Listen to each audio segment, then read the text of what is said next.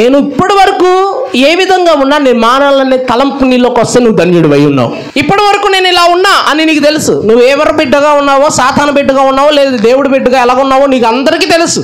అయితే మారాలనే తలంపు నీ హృదయంలోకి వస్తే నువ్వు ధన్యుడివై ఉన్నావు. ఆమేన్.